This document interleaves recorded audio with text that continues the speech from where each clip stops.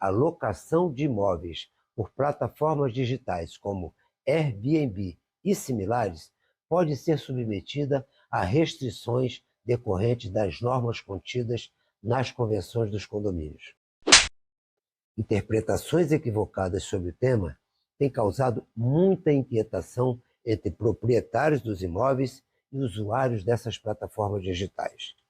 Muitos se perguntam: será que estamos diante de uma proibição ampla e restrita da locação de imóveis via plataformas digitais em condomínios residenciais?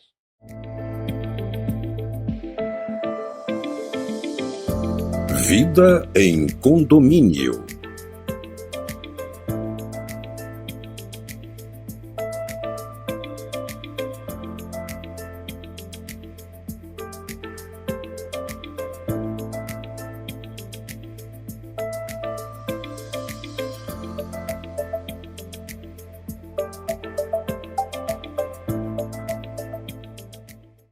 A resposta é surpreendente e não é tão simples quanto parece. Vamos desvendar os detalhes dessas decisões judiciais e entender o que realmente está em jogo nesse cenário em constante evolução. A controvérsia surgiu após um condomínio de Porto Alegre ajuizar uma ação contra proprietários que alugavam suas unidades por meio do Airbnb. O ponto central é que a convenção do condomínio previa a finalidade residencial para os imóveis e as atividades de locação foram consideradas comerciais, portanto, proibidas pela convenção. Destaca-se ainda que essa forma de utilização do imóvel altera a finalidade residencial do condomínio, exigindo relevantes adaptações na estrutura de controle de entrada e saída de pessoas e veículos, sob pena de ensejar potencial ameaça à segurança e ao sossego de todos. Cabe à soberania de uma Assembleia decidir sobre a conveniência de permitir ou não a locação das unidades por curto período, observando destinação prevista na Convenção Condominial e a função social da propriedade. É importante reconhecer que essa atividade econômica tem uma expressiva repercussão social, estando inserida numa economia emergente de compartilhamento. Nesse contexto, não se deve fazer previsões alarmistas sobre proibições que efetivamente não existem. As locações via plataformas, como Airbnb, representam uma importante faceta da economia moderna, facilitando o acesso a acomodações e oferecendo oportunidades econômicas para muitos proprietários. Olá, pessoal! Hoje com vocês mais uma edição do nosso programa Vida em Condomínio, dentro do podcast Rogai por Nós. Uma alegria passar para vocês informações do dia a dia, da vida da sociedade dentro dos condomínios. Hoje, com alegria, nós recebemos a doutora Nádia Betânia Duarte de Pinho. Betânia, rogai por nós. Eu quero agradecer aqui o convite, é sempre uma honra a gente estar falando sobre assuntos tão importantes, né? E é uma honra para mim estar aqui. Eu quero agradecer o convite, Luiz. Obrigado, Betânia. Bom, a nossa doutora Nádia Betânia é advogada, palestrante e coautora de livros. Pós-graduação em Direito Público e Privado pela FEMPERJ, Fundação Escola do Ministério Público do Rio de Janeiro.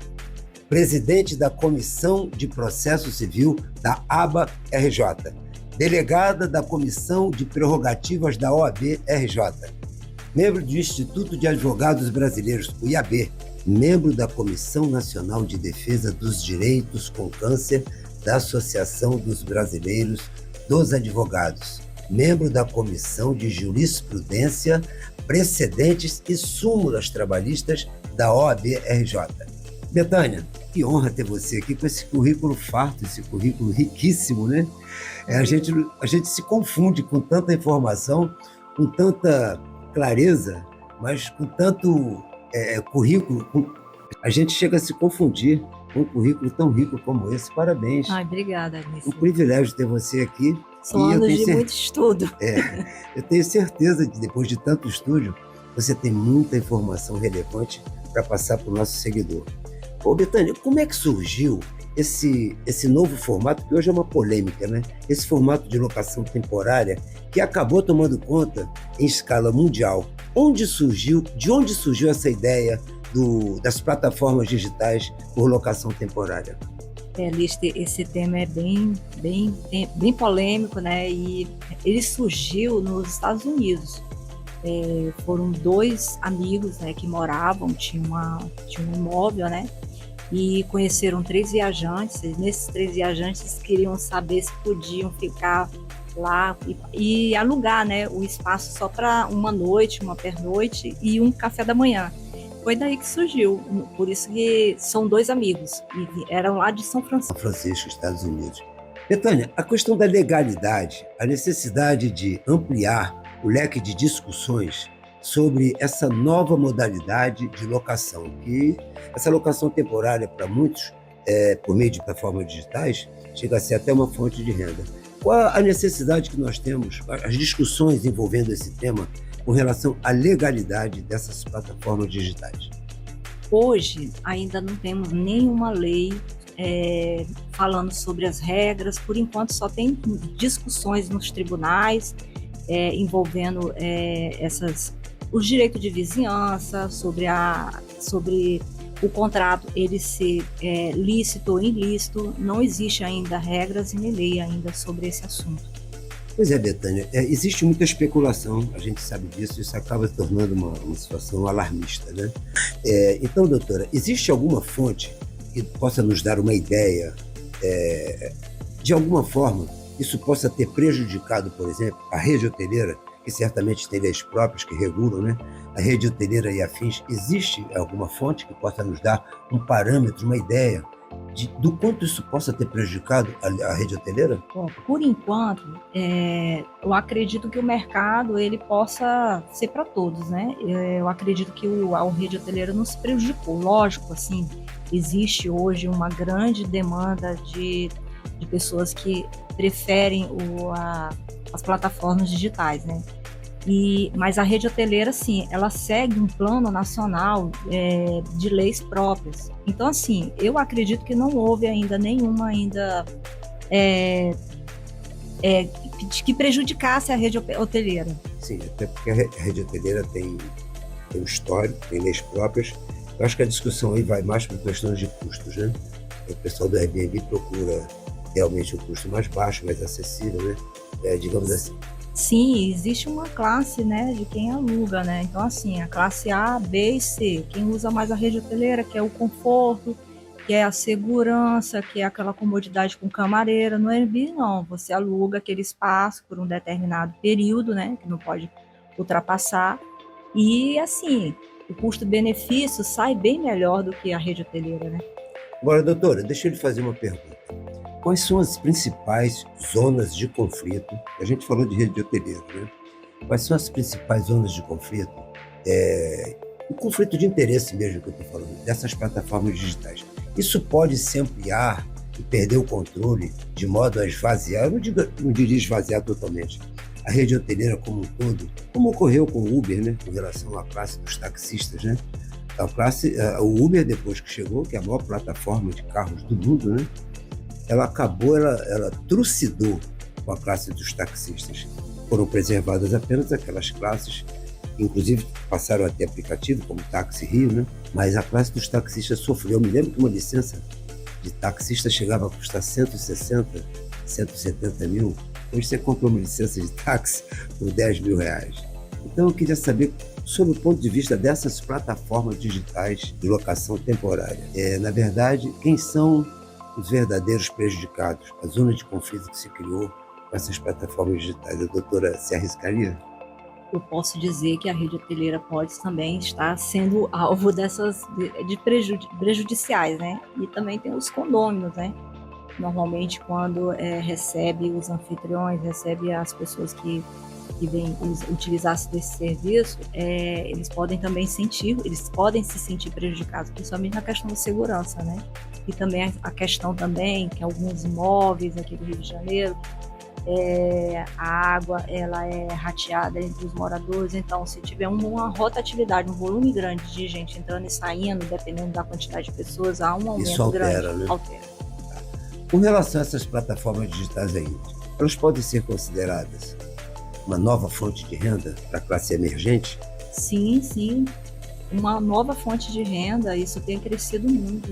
No Brasil, a plataforma... No mundo todo, né? No mundo todo. Chegou em 2012 e veio com toda força, assim, com vários anúncios dessa plataforma, mais de 3.800 anúncios demonstrando sobre essa plataforma, explicando como é que funciona, tudo direitinho. Então, as pessoas que estavam em condições querendo alugar, utilizavam-se dessas plataformas para ter uma fonte de renda.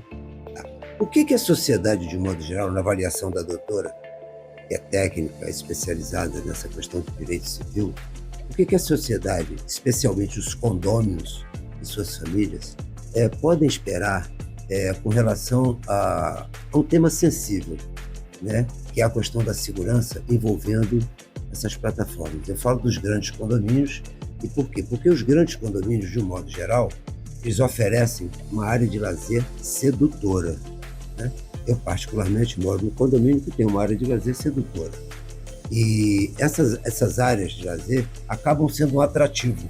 Quando se oferece o seu imóvel por meio dessas plataformas digitais, você automaticamente está oferecendo os serviços que estão disponíveis no condomínio. E isso acaba sendo um agravante para os demais condôminos. Como é que a doutora avalia essa questão?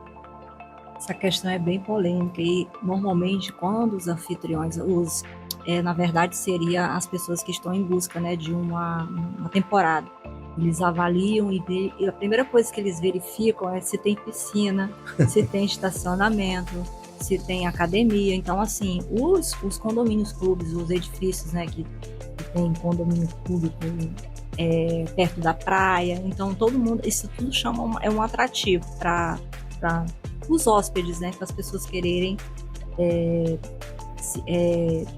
se hospedar, né, utilizar desse serviço. Né? Sim. E aí acaba comprometendo até a privacidade dos moradores. Sim, como é uma rotatividade, às vezes normalmente a plataforma, ela, no máximo acho que é 30 dias, se eu não me engano, no caso, tem uma rotatividade, então é a entrada e saída de pessoas, assim, cabe ao condomínio, síndico, né, nesse momento, sempre fazer os cadastros digitais, facial, para colocar, né, a identidade, CPF, tudo dos condôminos, das pessoas que estão entrando e saindo, né, desse vai e volta de gente entrando e saindo dos apartamentos. Eu fiz essa pergunta, por exemplo, da rede hoteleira, porque há situações que a gente tem que comentar.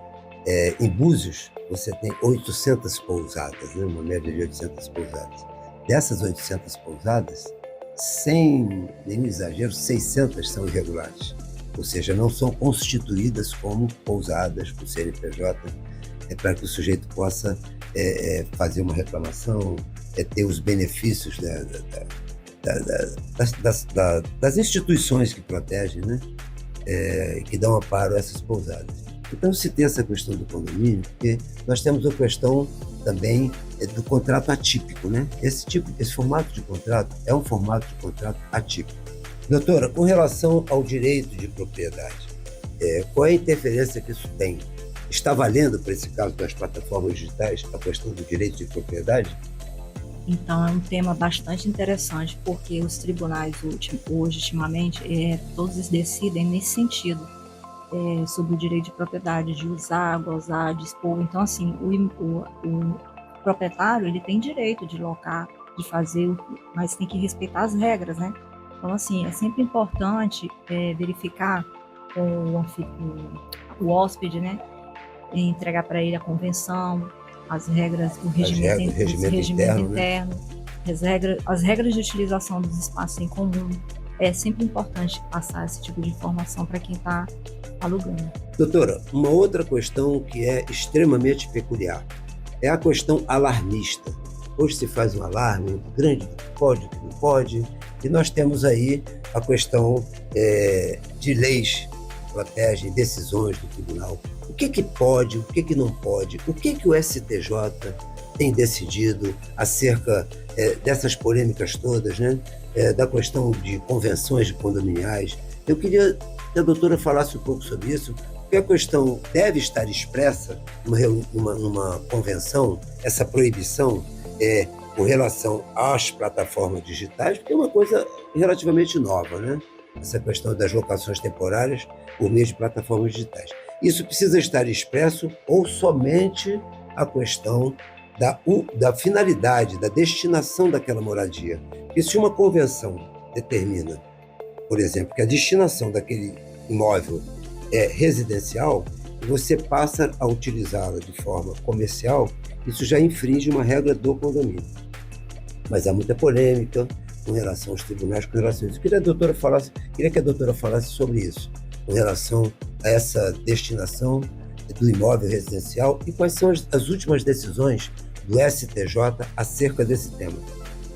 Então, a quarta turma do STJ, ela decidiu no ano passado, né? Mas ainda está em discussão. Teve agora uma recente discussão agora em outubro, né? Outubro de 2024. Mas o entendimento majoritário teve um voto ainda vencido. Mas o entendimento majoritário é que sempre vai prevalecer o que está na convenção. Se a convenção falar que isso é estritamente residencial, não cabe esse tipo de contrato atípico, seriam as plataformas digitais para fazer aluguel de temporada.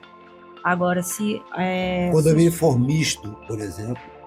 Isso, aí o condomínio for misto, se na convenção fala residencial e contrato temporário, entre aspas, né, que é o que estão se falando. Então, abre brechas, entendeu? Então, assim, ainda não existe ainda um entendimento pacífico sobre esse tipo de assunto. O que cabe, ao meu ver, o síndico promover uma assembleia, chamar os moradores, condôminos, né, e votar em assembleia.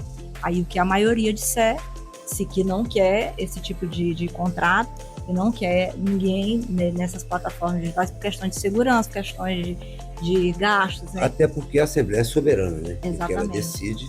Eu não sei se nesse caso específico há necessidade de 2/3, né, para mudar uma convenção, há casos em que precisa, ou se uma simples Assembleia tem o poder de decidir. Doutora, uma outra questão muito contundente, na minha visão, é a questão envolvendo novas leis, né? Alteração das leis com relação ao ISS. A cobrança de ISS foi publicada recentemente no Jornal de Grande Circulação, a tentativa de organizar essa bagunça toda, né? Por meio de um projeto de lei de um vereador, especialmente aqui na nossa cidade do Rio de Janeiro, que é uma cidade que é referência para turismo, né? Sim, é verdade, Lister. A gente teve uma última decisão recente que envolveu até um caso de Petrópolis, de um condômino, né, que entrou com uma ação, e a turma, né, o Tribunal de Justiça, eles decidiram que tudo bem, autorizou a locação, desde que entre com o INSS para a prefeitura. Então se abriu brechas, né? E esse projeto é um precedente e acaba virando jurisprudência, né? Justamente. Essas coisas acabam virando jurisprudência. Esse projeto de lei aí que tá se discutindo são umas regras aqui, é municipal. Então, assim, será válido para o Rio de Janeiro, que hoje o Rio de Janeiro é um dos estados... Um refletor para o Brasil. Exatamente. Costumo dizer que é a capital cultural do Brasil, a capital internacional do Brasil é o Rio de Janeiro. Bom, a produção do nosso podcast vai fazer um convite ao vereador aqui do Rio de Janeiro, eu não me recordo o nome, e está cuidando dessa lei. Eu acho uma lei muito bem-vinda, porque além de gerar receita para o município, falta um pouco de ordem na casa. Nós fomos convidar também o prefeito, o nosso querido prefeito Eduardo Paes, para que ele se manifeste a respeito disso, porque é um assunto de interesse de todos, né? Vários convidados também, porque esse tema, por ser um tema muito polêmico, ele será um detalhe importante no nosso quadro Vida em Condomínio. Então, doutora, eu espero poder contar com a sua capacidade. Sim, sempre seu que chamar, né? estaremos aqui. Não está convidada, já está convocada, né? Então, essas decisões sobre a questão do ISS já está em tramitação. Algumas, já teve uma decisão de Petrópolis, então para Petrópolis ele já ganhou o ISS, quer dizer, o anfitrião, o dono da plataforma, quando a pessoa for alugar, já tem que colocar o ISS no valor. Já está, então, passa a ser uma coisa legal, porque eu não sei nem como é que funciona essa questão de emissão de nota fiscal. Acredito que para esse tipo de Sim, por serviço isso, não existe a emissão de nota. exatamente, por isso que existe, aí tem que ter essas regras. O projeto de lei, ele vai dar todas as diretrizes, as regras, os direitos, os deveres de quem Sim. for. Então, assim, será um ganho para o Estado do Rio de Janeiro, para o município do Rio de Janeiro. Bom, então, com relação à questão que eu coloquei, alarmista, não há necessidade do povo ficar assustado, né? Não. É uma questão que está sendo decidida aí pelo STJ em alguns casos.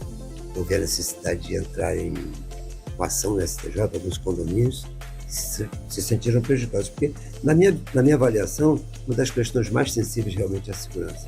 Aqui no Rio de Janeiro tem um caso aí que circulou nas redes sociais de um morador que tinha o hábito de deixar a porta aberta, né? A convivência agradável com seus vizinhos, deixava a porta aberta, destrancada, quero dizer, né?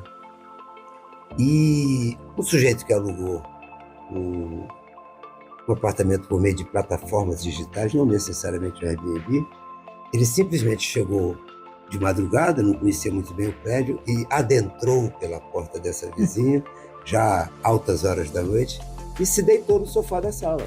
Quando ela acorda pela manhã, se dá com aquela cena, né, dantesca de uma pessoa estranha dormindo no sofá da sua casa. Então foi um horror, né? Então esse tipo de situação, envolvendo plataformas, na minha visão, além de tirar a privacidade dos moradores, ele causa esse desconforto, essas situações atípicas. Então, doutor, eu quero agradecer a sua presença aqui, essas informações, e a certeza de que a doutora vai continuar trazendo essas análises aí, com muito conhecimento, com a capacidade que tem de discorrer sobre esse tema.